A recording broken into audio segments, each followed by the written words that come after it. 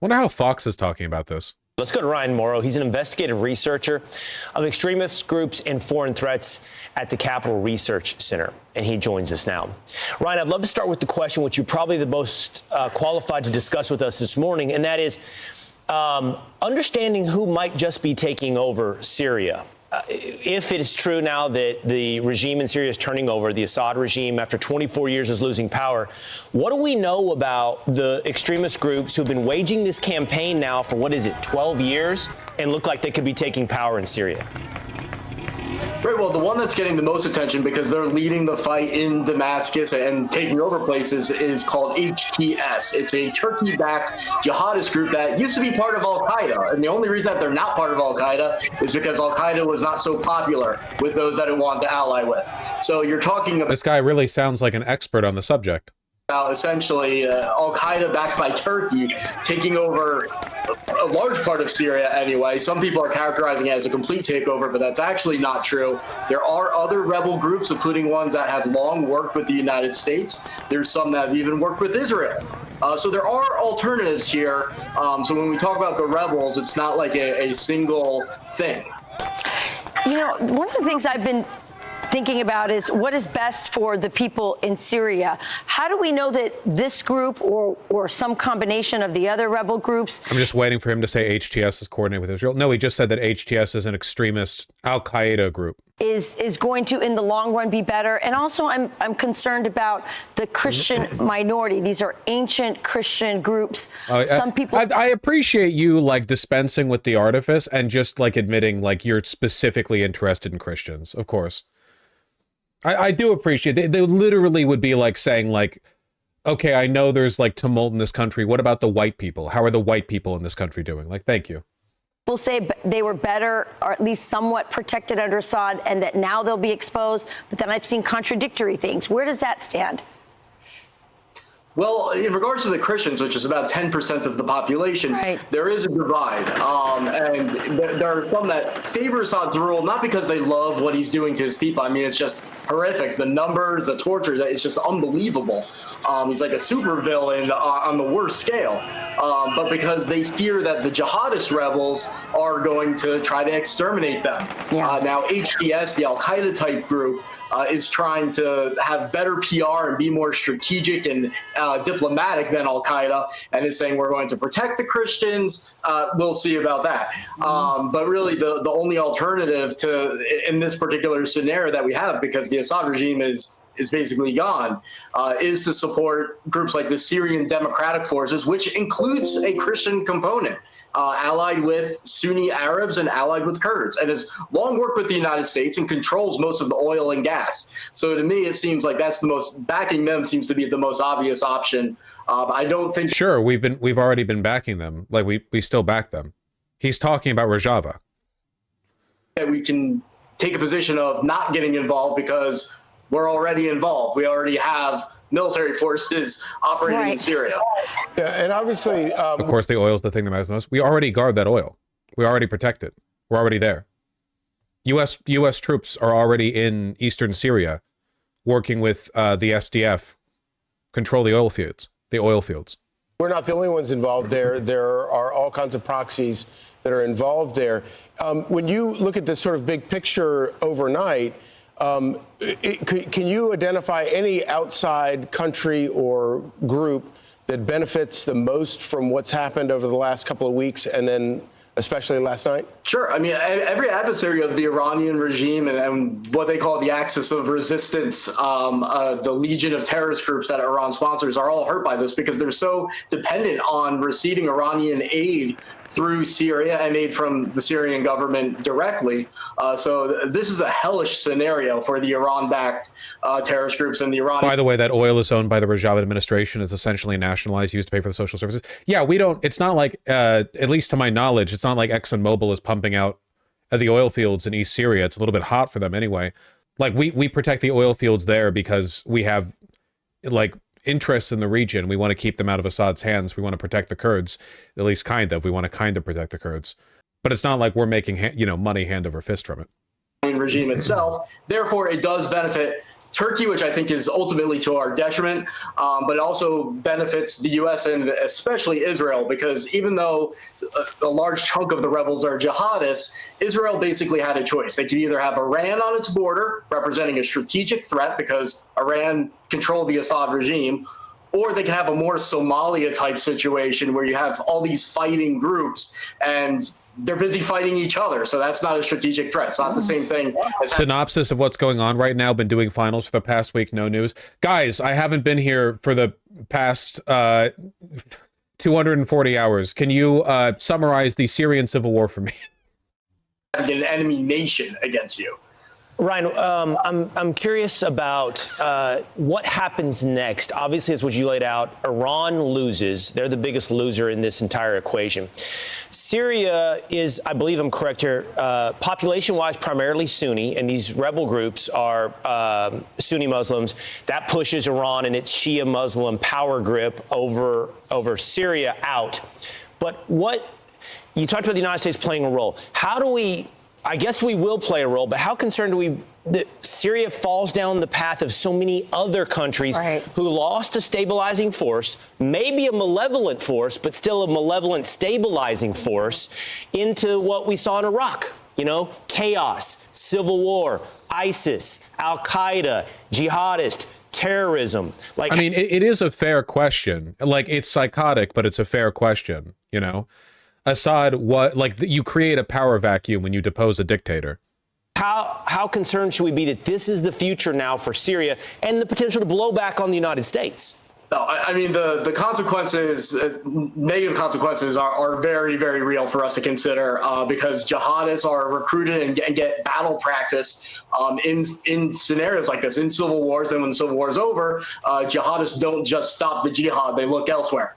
For the foreseeable future, a lot of that fighting is going to be within Syria, I think. Again, like, this guy is just an Islamophobe. This fighting has not been religiously oriented. If this was like true jihadist fighting, then the HTS would be warring with anyone of a different like religious sect, which is literally not what's happening at all. You can claim that they might get more religiously radical now that Assad is gone, but the idea that up until now they've been conducting this warfare in a jihad, like the HTS has been engaging in warfare basically as a secular group would. Like, at least up until this point, from the beginning of this surge, like a week ago or 2 weeks ago, every step of the way they have conducted themselves in a manner basically identical to what a secular fighting force would be. And I mean, I'm not saying that doesn't mean they can't change in the future. I'm saying let's not be dishonest. Will this end American occupation of Syria? I hope not, because we get along with the Rojavans there. It's one of the very, very rare examples of U.S. occupation that is to the benefit of the people there. If you get rid of American soldiers in Rojava, it makes it easier for Turkey to kill them, basically. Like, the only thing our soldiers are doing there, basically, is guarding Rojavan oil fields. If U.S. troops leave, we leave them to Turkey, basically. George W. Vaush. It's literally true. How is it helping the people? Oh, we should help the Kurds. It's helping the people because we have troops in eastern Syria. We guard the oil fields out there. We have military bases out there. And that area is controlled by the Kurds. Here, live UA map, Syria. That area, the yellow area on this map, is controlled by the Kurds. This region right here is where Turkey and Turkish-funded mercenary groups invaded from the north because they hate Kurds and want to kill all of them. Like, one of the reasons Turkey hasn't just annihilated the Kurdish population in eastern Syria is because American troops are here, which makes it difficult. NATO, you know, like, Turkey and America are both NATO members. It would be a pretty bad look for Turkey to start bombing American airfields, though they kind of already have. Our troops just aren't really doing anything negative down there. The SDF just shot at a protest. You should not present the conflict as black and white. When did I do that? I hate it. I hate you people. I really do. I hate you. Oh, you have a positive or negative statement to make about a group or event in an extremely complicated context? Well, did you know that another positive and or negative thing has happened before? Yeah, you should be a little bit less essentialist and a little bit more open-minded in your thing. I can't talk about anything. They literally didn't shoot at a protest that was Turkish propaganda. Disinformation about an alleged shooting of protesters in Raqqa. ANS. Turkish media spreading misinfo about an alleged shooting of protesters in Raqqa. Oh, did this just happen? A recent claim? Literally an hour ago, Turkish armed forces hit the SDF targets in the villages of Tvil and El Hayr on the Temtemir line with artillery fire. Like, this is happening now. And I personally do not consider Assad to have been a stabilizing force, because he did cultivate these al-Qaeda type elements, even as he fought them at times by promoting their ideology. A lot of American soldiers lost their lives in Iraq because Assad was helping the al-Qaeda elements go into Iraq and try to destroy the place. That's kind of the scenarios where these competing radicals, and really what the U.S. interest is going to be similar to what it has been, where we've had special forces in there working with Kurds, the rebel force I mentioned before, in protecting what it can of the oil and the gas, and trying to keep down ISIS. Turkey bombed the civil council building in Manbij, where tribal elders were brought to discuss new Syria with Rajavan officials. Yeah, that sounds about right. Assad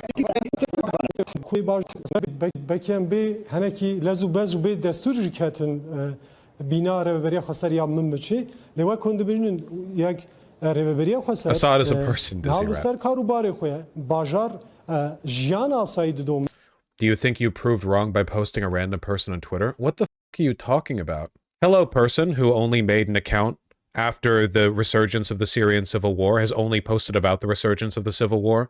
Part of HTS are Uyghur jihadists who are in videos saying they will kill Kurds. Hey, I remember you! I'm Tunisian. I'll never expect something good for jihadists. Sorry. Yes, saying jihadists are not to be trusted is supporting the status quo. The STF just shot a protest. Yeah, I'm aware of you, you state agent. Which state are you an agent for? I can't say. I'm not all-knowing. I'll keep you around. It's not a random person on Twitter, by the way. It's a Syrian Kurdish journalist who's been reliable for years. Don't get in the way of posting Turkish misinfo, okay? And stop them from reforming, which is a possibility. And I think that could expand to trying to counter HTS and the other jihadist rebels, because you don't want them to get control of the entirety of Syria and those resources either. What kind of risk is there that this destabilization that Will was talking about? As secular Kurds, I don't think HTS as an Islamist group can be brought to the negotiating table. I know that you're Kurdish and I'm kind of speaking over you here, but like based on the information that I have been provided, HTS seems interested in nation building and already has engaged in diplomatic action with the SDF. Like, I'm not saying they're not going to do fucked up stuff in the future, that they might not betray or whatever else, but the idea that they're so fundamentalist that they would be willing to break the coalition they fought for and built because they won't even work with the Kurds, even though they've already made statements that are conciliatory towards Kurdish people, that just seems unlikely to me. Maybe I'm wrong, but I think the evidence right now points in the direction of HTS being willing to work with the SDF. Wouldn't that be nice? Expand beyond Syria. Are you concerned about that?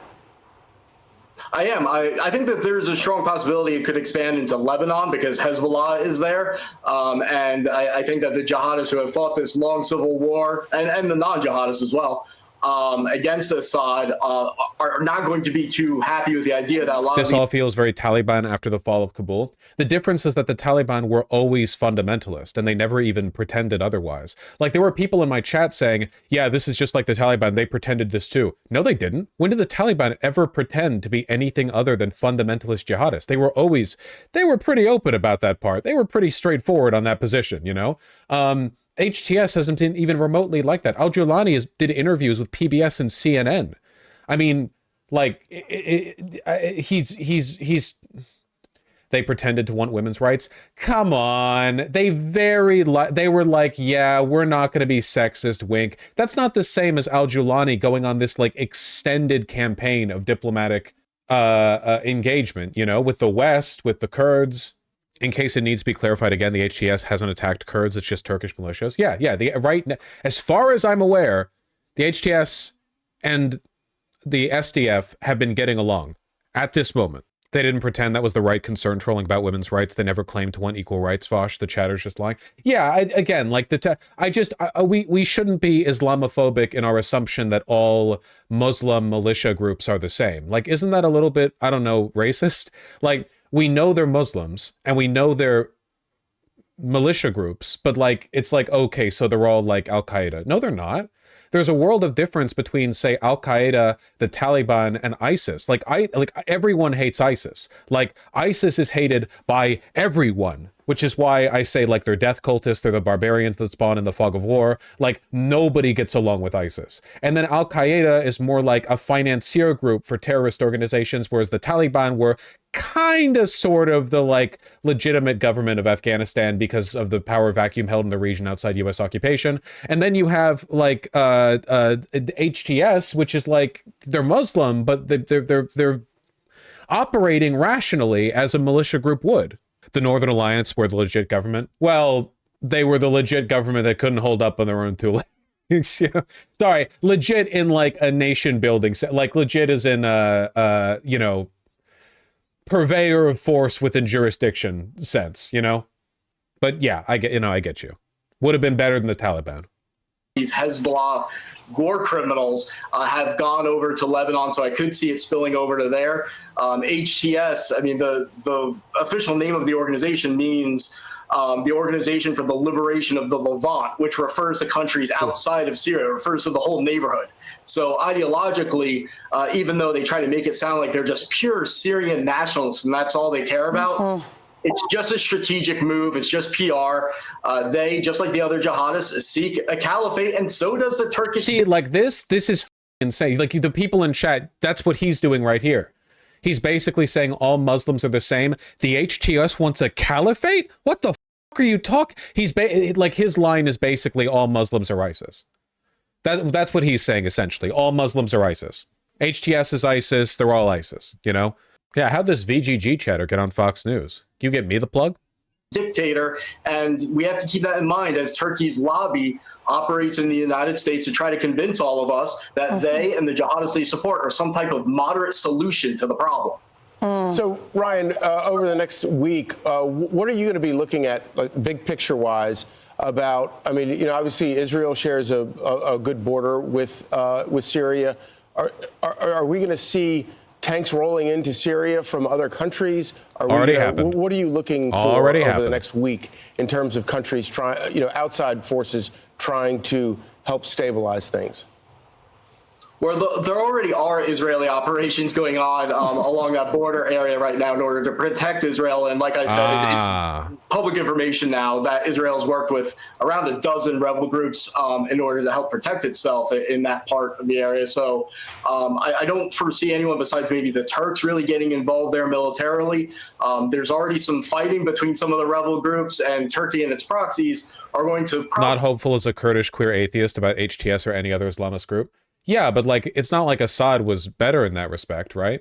I mean, I know it's still a shit deal, but, like, we're talking about Syria here. It's not like you guys are on the precipice of like a utopia. You're a few steps on the ladder away from there, and I feel like this has got to be, I mean, I'm hoping it's got to be in the right direction, you know? Like, I agree, but there was never any force that was going to take control of Syria that would then be, like, good for Kurdish queer atheists. Except, I guess, for Rojava. But unfortunately, you know, the SDF has just never had the numbers or the will of the, you know, the public will necessary to facilitate that. Look, I'm Kurdistan's strongest supporter. You all know that. You all know. I've been here for years defending U.S. military support for Rojava, talking about the organization of the Rojavan people and how they're like the world's greatest anarchist project. Like, I'm, you know, I'm on the field. But, like, realistically, Syria has always been, you know, majority Sunni, non-Kurdish. They were always like that. Any Kurdish control of Syria would have been viewed as illegitimate by the majority of the population, even if the Kurds ruled well. It's not a fair deal. It's just... Probably want to move very quickly to attack the Syrian democratic forces that are allied with the United States. Again, particularly because they hate the Kurds, and the Kurds are part of that. But there are also Sunni Arabs and Christians who are part of this. So we have to keep that in mind as well, is that Turkey is an adversary to Christians in Syria as well. All right, Ryan Murrow. Really good point. Thank you for being with us this morning. This guy's just lying now. He's been lying the entire time, yeah. Insightful stuff. Thank you. We'll keep that conversation going on throughout the morning. This is a big story of the day, and its repercussions in the region, like you're asking about, Charlie, and then the chaos internally, which I know we're both concerned about because of its spillover on Syria deal with the Kurds could let the eastern part of Syria become an independent Kurdish state. Independent Kurdish state in eastern Syria equals new Turkish territory, I'm afraid. We're going to need like much greater security protections for the SDF and for the Kurds if like that kind of thing is on the table. You know what I mean? Yeah, Erdogan will never accept a Kurdish state, not in a million years. It would do too much to embolden the Kurds in southern Turkey. Likewise with Iran. Like Iran and Turkey would both, Iran, Turkey, and Iraq together. Iran, Turkey, Iraq, and Western Syria together on the independent Kurdistan would have more boots on it than a welcoming mat. Iraq has its own autonomous Kurd zone. Well, I guess in Iraq, the benefit there largely being that the country is too weak to meaningfully oppress Kurds the way it did under Saddam Hussein. That was the real benefit of our invasion in 2003. It's that it made Iraq so weak that it couldn't even meaningfully oppress its own ethnic minority. You're welcome. Yeah, I'm a leftist who supports the 2003 invasion of Iraq. What of it? I'm not. Don't take that out of context.